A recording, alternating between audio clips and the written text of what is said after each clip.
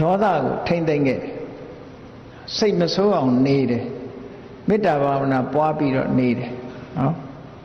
အကောဒနောအနုပါယစိတ်မဆိုးဘူးစိတ်မဆိုးအောင်ကျင့်တယ်လေးချက်စိတ်ဆိုတာလေကိုယ်အလိုမကျလို့ရှိရင်ဆိုးတတ်တာဟုတ်စိတ်ဆိုးတယ်ဆိုတာတစ်ဖက်သားအပေါ်မှာအလိုမကျတဲ့သဘောအဲ့ဒီအလိုမကျတဲ့သဘောမျိုးမဖြစ်ရအောင်တစ်ဖက်သားကိုညှတာတဲ့အကျိုးစီးပွားကိုလိုလားတဲ့သဘောနဲ့ကြည့်တယ်မညှတာဘူးဆိုရင်စိတ်ကဆိုးစရာကြီးပဲ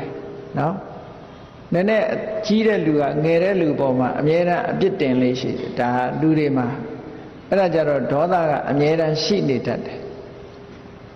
တစုံတစ်ခုလွတ်ကြလို့ရှိရင်ကိုယ်ကြောင့်ကြာရင်တော့မတော်လို့ငယ်တဲ့လူကြောင့်လို့ရင်ဒီကောင်နမောနမဲ့နိုင်တယ်ဟောပြောတာနော်မြင်တာကအဲ့လိုမြင်တာနမောနမဲ့လို့ထင်တယ်သူများကြတာကိုယ်ကြတော့မတော်လို့တဲ့ခွင့်လွတ်တယ်အဲ့တော့သူများကိုလည်းအဲ့ဒါလို့ခွင့်လွတ်နိုင်အောင်ကြိုးစားမယ်ဆိုလို့ရှိရင်ဒေါသဆိုတာဖြစ်เสียမရှိတော့နော်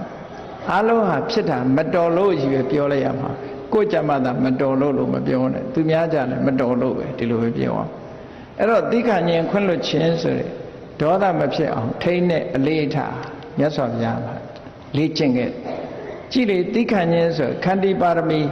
ဖြည့်တော့ခန္တီဝါရီယသိတော့ဆိုလို့ရှိရင်ဘုရားလောင်းတော်ရဲ့သိက္ခာနိုင်တဲ့စွမ်းအားဟာအမတန်မှကြီးမားတယ်ခုခေတ်လူတွေကတော့မဟုတ်ဘူးပဲအသာလေးငုံခံပြီးတော့သိက္ခာနဲ့ဆိုတာတော့အတိုင်းတာရှိတယ်လို့ချိန်ချောက်လိုက်သေးတာငါသိက္ခာနိုင်တဲ့စွမ်းအားကုန်တော့မယ်နော်ကိဝရောက်လာပြီမခံနိုင်တော့ဘူးဆိုတာမျိုးဖြစ်ဟောဘုရားလောင်းကြတော့ခန္တီဝါရီယသိကြီးကြတော့အဲ့ဒါလို့မပြောဘူးသူက